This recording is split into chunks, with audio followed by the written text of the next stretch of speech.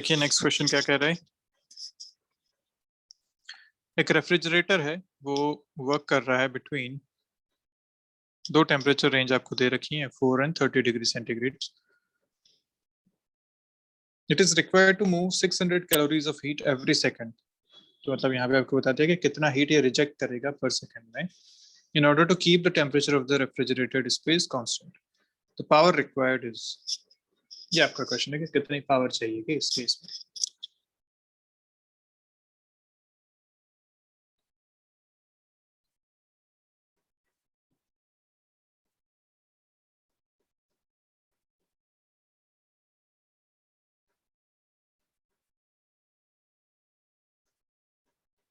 तो अगर अपने को वर्क पता चल जाए तो अपन पावर निकाल सकते हैं। Work done per unit time is power. वैसे भी यहाँ इन्होंने ये 1 सेकंड की बात हो रही है, तो बेसिकली आप जो वर्क निकालोगे वही सीधा सीधा पावर हो जाएगा, क्योंकि 1 ही सेकंड की बात यहाँ पे है। लेकिन ये वर्क निकालने का क्या तरीका होगा? ये तो है आउटपुट। रेफ्रिजरेशन के केस में याद है ना, इनपुट होता है वर्क, क्योंकि आप बाहर से बिजली वगैरह लगा के उस पर वर्क कर रहे हो, और आउटपुट होता है कि कितनी हीट उसने रिजेक्ट करी, ये चीज। तो हीट रिजेक्टेड पता है, वर्क अपने को निकालना है। तो कैसे निकालेंगे? अपने को ये टेम्परेचर रेंज दे रखी है। अब यहाँ पे बात आती है कोफिशिएंट ऑफ परफॉर्मेंस की एक रेफ्रिजरेटर के केस में। अगर वो आपको फॉर्मूला याद है टेम्परेचर के साथ, तो टेम्परेचर के साथ वो फॉर्मूला लगाओ, उसको इक्वल करो आप heat rejected divided by work से, ऐसा आपको वर्क मिल जाएगा। तो कोफिशिएंट ऑफ परफॉर्मेंस कितना होता है एक रेफ्रिजरेटर के केस में? क्या फॉर्मूला होता है? T2 by T1 minus T2. ठीक है, बहुत बढ़िया। तो coefficient of performance of refrigerator is T2 by T1 minus T2। ठीक है, यहाँ से अपन इसको कर सकते हैं। T2 आपको दे रखा है, एक्चुअली ऐसा होता है ना, ऊपर T1 नीचे T2, ये हाई टेम्परेचर, ये low temperature, this is high temperature, this is low temperature, ऐसा। तो T2 इज 4 डिग्री सेंटीग्रेड, और हमें यहाँ पे इसको केल्विन में लेना चाहिए सारा। तो plus 273 divided by T1 minus T2 which is 30 minus 4 26। अब 26 आप केल्विन में लो, चाहे 26 आप इसमें लो, डिफरेंस तो सेम ही आने वाला है, इसलिए मैंने इसकी चिंता नहीं की यहाँ पे। ठीक है, सेंटीग्रेड का डिफरेंस लो या केल्विन का डिफरेंस लो, 273 दोनों तरफ से कैंसिल हो जाएंगे, तो बचेगा खाली ये डिफरेंस। तो यहाँ आपके पास आएगा 277 by 26। This is the COP, coefficient of performance. इसको ऐसे ही रहने देते हैं एक बार के लिए। अब अपने को चाहिए यहाँ पे COP of refrigerator is also equal to heat rejected divided by work input। तो heat rejected आपको दे रखा है 600 कैलोरीज। अपने को चाहिए, क्योंकि वॉट में है, मतलब आंसर जूल में चाहिए, और 1 calorie is 4.2 joules divided by work. ऐसा अपन कर सकते हैं। COP आपने अभी निकाला 277 by 26। यहाँ से अपने को W चाहिए, W is 600 into 4.2 into 26 divided by 277। ये आपका मिल जाएगा। और क्योंकि यहाँ ऑलरेडी बात पर सेकंड की हो रही है, तो this is also work done पर सेकंड, तो ये जूल में ही आपको आंसर देगा, इसलिए उसकी भी अपने को कोई चिंता है नहीं। सॉरी, जूल्स पर सेकंड में आंसर देगा, तो इसलिए सीधा सीधा वॉट में आंसर आ जाएगा आपके पास। अब इसको सॉल्व करना है आपको। सॉल्व पूरा करने की जरूरत नहीं, ऑप्शंस देख लो। देखो, एक सिंगल डिजिट है, 2 डिजिट, 3 डिजिट, 4 डिजिट, तो बेसिकली आपको आइडिया लगना चाहिए कि कितना आंसर इसमें आना चाहिए। बताओ क्या करेंगे? 277 और ये approximately 2 point something something time से कर सकता है, 300 600 2 पॉइंट समथिंग समथिंग, ये जाएगा 26 इंटू 4.2 इंटू 2.2। देखो 4.2 इंटू 2 करोगे 8 आएगा, ये 2.2 समथिंग है, तो इन दोनों को मिला के मैं 10 मान सकता हूँ। तो बेसिकली ये दोनों मिलके हो गए 10 टाइम्स। 10 टाइम्स हो गया तो ये 260 टाइम्स हो जाएगा। तो 260 मतलब आपका आंसर ये कुछ आना चाहिए यहाँ से। क्या बात ठीक है? पूरा सॉल्व करने की जरूरत नहीं है, इस तरीके से आप इसको चेक कर सकते हैं। तो आंसर शुड बी 236.5। 3 डिजिट का आंसर आना चाहिए था, एक ही ऑप्शन है सर। यस और नो? Yes, sir. चलिए नेक्स्ट।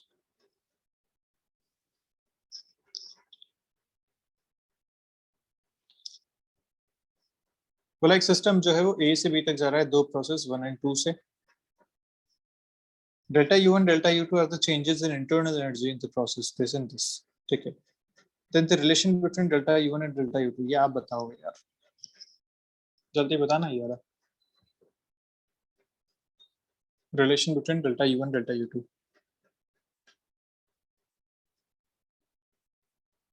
इससे आसान क्वेश्चन कुछ नहीं हो सकता।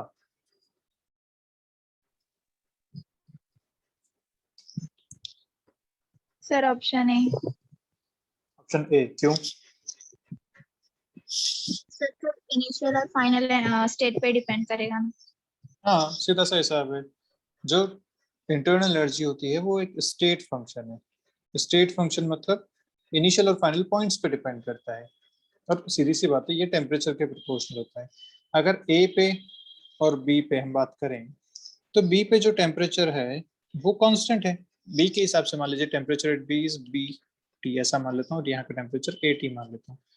तो अब चाहे इस प्रोसेस से जाओ चाहे इस प्रोसेस से जाओ, चेंज इन टेम्परेचर तो उतना ही होने वाला है। जब चेंज इन टेम्परेचर उतना ही होगा तो चेंज इन इंटरनल एनर्जी भी सेम रहेगी स्टेट फंक्शन में। पर फिर यहाँ पे वर्क डन तो चेंज है, वर्क डन में तो डिफरेंट आएगा। इसका वर्क डन आप इतना लोगे सेकंड प्रोसेस का, जबकि फर्स्ट प्रोसेस का वर्क डन आप ये लोगे। तो U सेम हो गया, वर्क डन डिफरेंट हो गया, मतलब Q भी डिफरेंट होगा। तो Q is also path function. Q भी वर्क के करस्पॉन्डिंग रहेगा कि यहाँ पे वर्क ज्यादा है Q ज्यादा होगा, यहाँ पे वर्क कम है Q कम होगा। U is always a state function। तो खत्म बात। Next,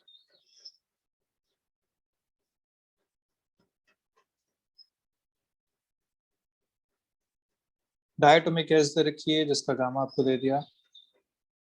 eight a pressure of 2 atmosphere, initial pressure दे दिया, is compressed adiabatically, adiabatic compression है भैया, ठीक है, so that its temperature rises from 27 to this, the pressure of the gas in the final state is, final pressure आपसे पूछा है, करो बताओ जल्दी से। एडियाबेटिक कंप्रेशन हो रहा है तो एडियाबेटिक इक्वेशन यूज कर लेंगे। P1 पता है, T1 पता है, T2 पता है, P2 निकालना है। एडियाबेटिक प्रोसेस है, एडियाबेटिक प्रोसेस में प्रेशर और टेम्परेचर की क्या रिलेशन बनाते हो आप? एक तो प्रेशर वॉल्यूम का होता है PV gamma constant, pressure temperature का क्या रिलेशन होता है?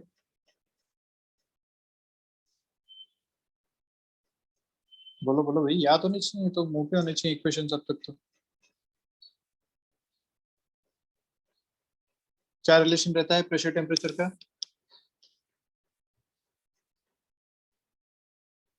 एक क्या? Sir, P raised to gamma minus 1 over T raised to gamma equals to constant. हाँ, पर तो थोड़ा सा उल्टा बोला।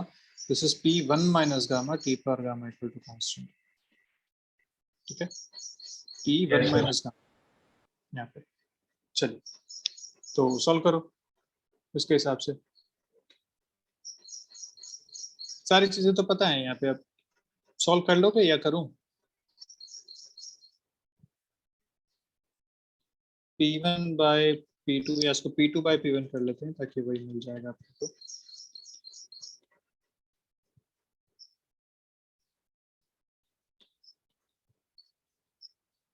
ये इधर आ जाएगा तो T1 bye T2 power gamma हो जाएगा।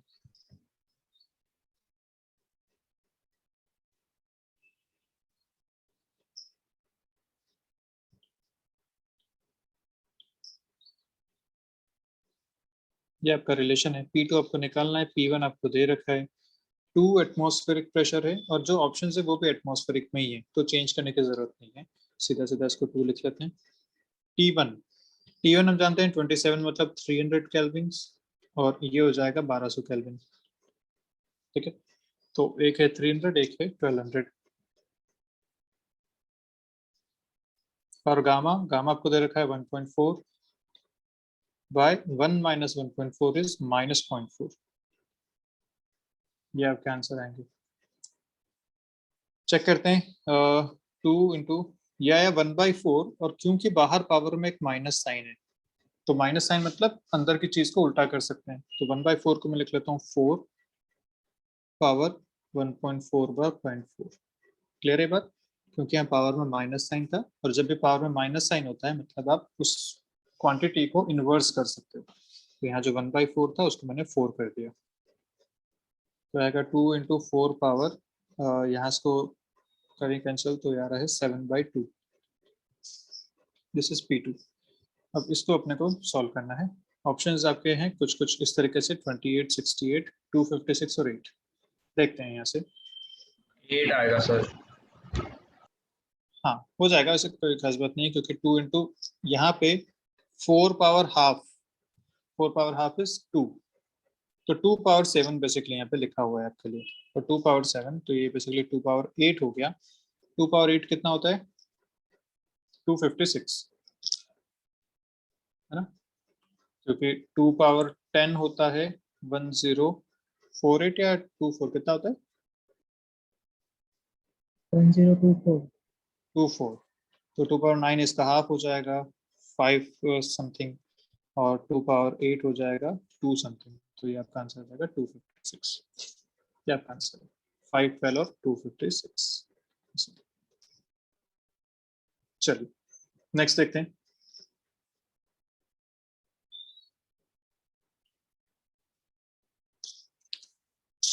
एक डायटोमिक आइडियल गैस दे रखी है, कार्नोट इंजन में दे रखी है। If during the adiabatic expansion part the volume of the gas increases from V to 32V, the efficiency of the engine is Carnot engine PV। कुछ ऐसा ऐसा बनता है ना, ग्राफ इसका बनेगा और ऐसा फिर ऐसा फिर ऐसा और ऐसा, कुछ ऐसा ग्राफ इसका बनता है। तो एडियाबेटिक में बोला है कि वॉल्यूम इंक्रीज हुआ है। वॉल्यूम इंक्रीज एडियाबेटिक में कहाँ से कहाँ होता है? स्लोप जिसका ज्यादा वो होता है एडियाबेटिक प्रोसेस। तो ये आइसोथर्मल है और ये एडियाबेटिक है। तो और क्योंकि वॉल्यूम इंक्रीज हुआ है मतलब इस वाले प्रोसेस की बात हो रही है। ये भी एडियाबेटिक है लेकिन यहाँ पे वॉल्यूम कम हो रहा है। वॉल्यूम इंक्रीज हुआ मतलब इस प्रोसेस की बात है।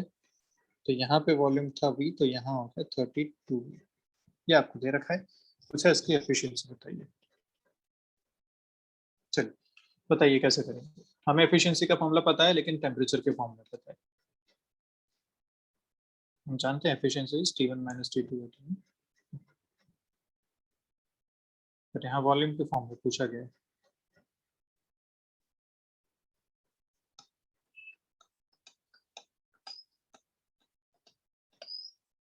आसान है, थोड़ा सा सोचोगे हो जाएगा।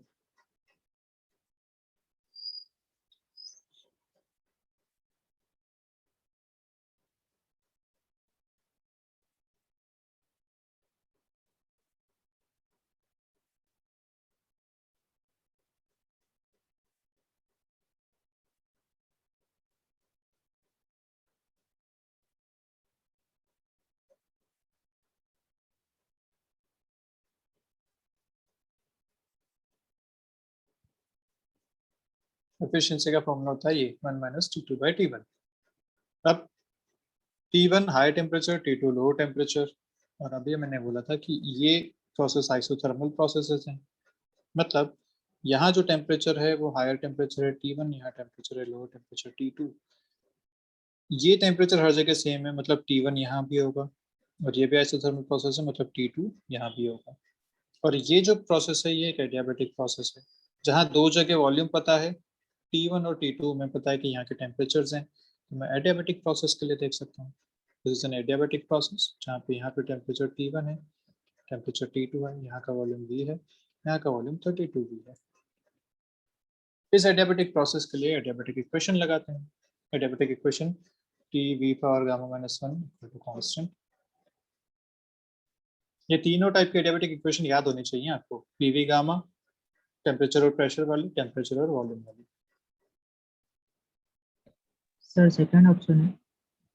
ऑप्शन हाँ 0.75, ठीक है। तो बस अब यहाँ पे आपको T1/T2 is equal to V2/V1 power gamma -1। V2 32V और V तो V है ही। गामा आपको क्या दे रखा है? डायटोमिक है। डायटोमिक के लिए गामा कितना होता है भैया? 7/5। 7/5, तो ये हो जाएगा 7/5 माइनस 1 विच इज 2/5। तो 32 को मैं लिख लेता हूँ 2 पावर 5, ऊपर आ गया 2/5, तो ये आ गया 4। तो बेसिकली T2/T1 आ गया आपके पास 4, T1/T2 4, यहाँ पे पुट कर लो इसको, तो ईटा मिल जाएगा आपको 1 माइनस 1/4 3/4 0.75। खत्म बात। क्वेश्चन इस तरीके से करना है, आसान क्वेश्चन है, थोड़ा सा एडियाबेटिक वाला ट्विस्ट यहाँ पे डाल रखा है कि साथ में आपको एडियाबेटिक की बात पता है तो आप इस क्वेश्चन को सॉल्व कर लेंगे। नेक्स्ट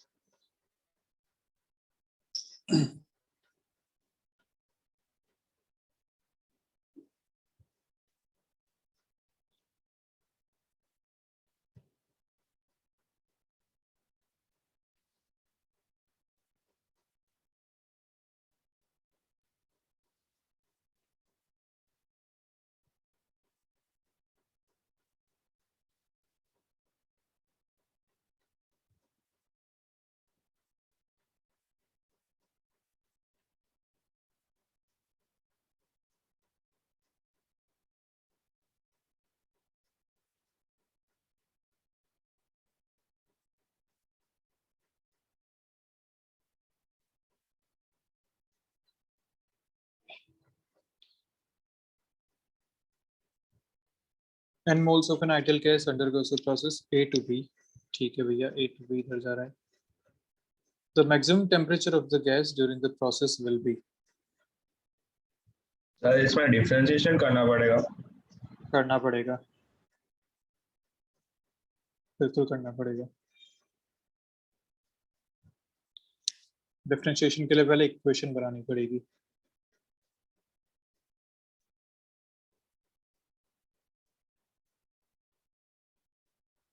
चलो इक्वेशन बनाते हैं। प्रोसेस की इक्वेशन बनाने के लिए प्रेशर और वॉल्यूम ग्राफ दे रखा है, ग्राफ से एक स्ट्रेट लाइन इक्वेशन अपने को बनानी है। तो बेसिकली आपके पास 2 पॉइंट्स हैं, 2 पॉइंट सिस्टम या 2 पॉइंट अगर पता है, 2 पॉइंट, 2 कोऑर्डिनेट्स पता है, तो उससे इक्वेशन कैसे बनाते हैं जानते हैं हम लोग। x minus x1 is equal to y2 minus y1 by x2 minus x1, sorry, y minus y1 is equal to y2 minus y1 by x2 minus x1 into x minus x1। Basically ये हो गया आपका slope, और intercept के हिसाब से अपन ये बना सकते हैं इक्वेशंस। तो यहाँ पे y है p और x है वॉल्यूम, तो इक्वेशन बनाते हैं p minus 2p0 is equal to, slope यहाँ से समझ में आ रहा है p0 बाई v0 बनने वाला है, ठीक है। 2p0 minus p0 divided by v0 minus 2v0, तो स्लोप नेगेटिव आएगा, माइनस p0 बाई v0, और x is b minus x1 अपन ने लिया है a पॉइंट को, वेयर वॉल्यूम इज v0, ठीक है। तो ये आपकी इक्वेशन बनेगी, इसको थोड़ा सा और सॉल्व कर लेते हैं सही से।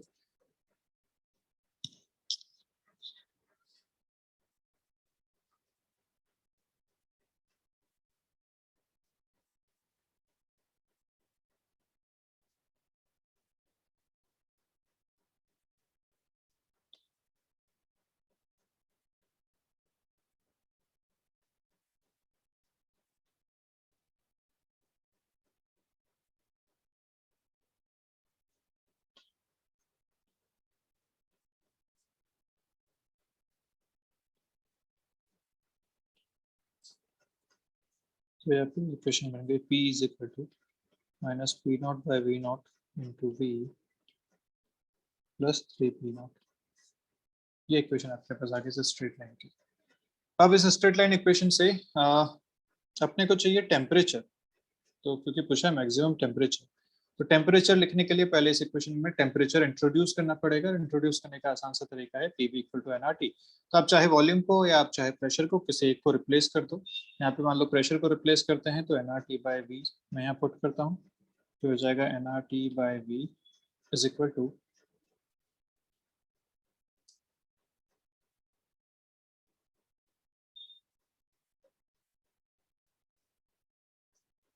माइनस p0 v0, ये सब तो चल जाएंगे, इंटू V प्लस 3p0, ये हो गया। V को एक तरफ लाना पड़ेगा और टेम्परेचर को एक तरफ लेके जाना पड़ेगा। इक्वेशन आपके पास जो बनेगी वो बनेगी nRT is equal to minus P naught by V naught into V square plus 3P naught V। ये इक्वेशन आपके पास बन रही है। अब अपने को चाहिए डिफरेंशिएट करते हैं dt by dV is equal to 0।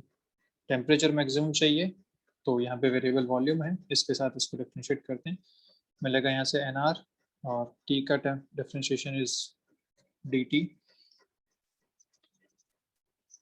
is equal to minus P naught by V naught, हो जाएगा 2V dV plus 3P naught dV। dt by dV अगर देखें तो nR dt by dV is equal to minus P naught V naught into 2V plus 3P naught। This should be equal to 0 क्योंकि dt by dV 0 है। तो यहाँ से आपको मिल जाएगा P naught भी कट गए, ये भी कैंसिल हो गए, तो यहाँ से आपको मिलेगा, ये उस तरफ गया तो 3P naught 3 is equal to 2V by V naught, यहाँ से V मिल गया आपको 3 by 2V naught। तो ये वो वॉल्यूम है जहाँ पे टेम्परेचर मैक्सिमम मिलने वाला है। तो इसको अपन यहाँ पुट कर देते हैं फिर से इस इक्वेशन में, तो T max अपने को मिल जाएगा,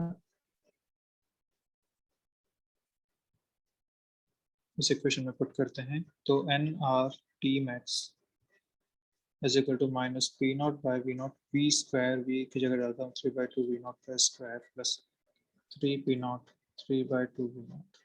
ये आपको मिलेगा T max, इधर nR इस तरफ लिख लेते हैं, सॉल्व करते हैं तो यहाँ से आएगा 9/4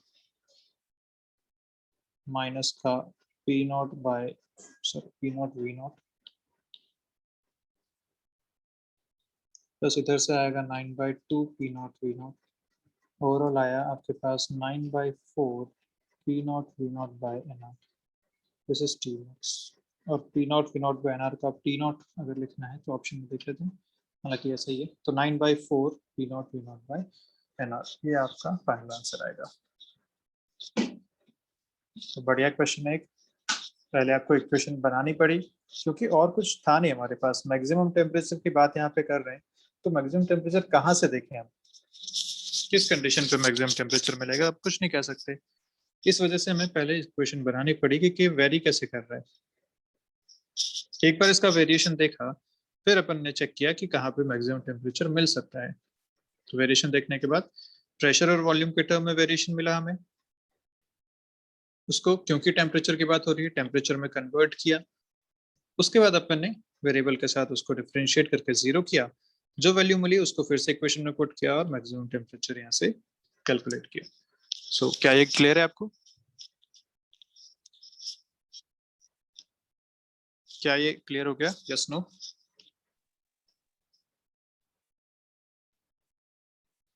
Yes, sir. Yes, sir. सभी लोगों को कोई दिक्कत तो नहीं है किसी को? No, sir. चलिए ठीक है, तो ये आपको पीडीएफ मैं भेजता हूँ। इसका हालांकि अपन कल भी कंटिन्यू कर सकते हैं, कुछ क्वेश्चंस और भी इसमें अच्छे हैं, तो आई गेस इसको कल कंटिन्यू करते हैं। उसके बाद जो क्वेश्चन बच गए वो मैं आपको भेज दूंगा, आप इसको सॉल्व कीजिएगा। फिर थर्मो के बाद इससे रिलेटेड केटीजी और थर्मल प्रॉपर्टीज और हीट भी करना है या कुछ और पढ़ना है?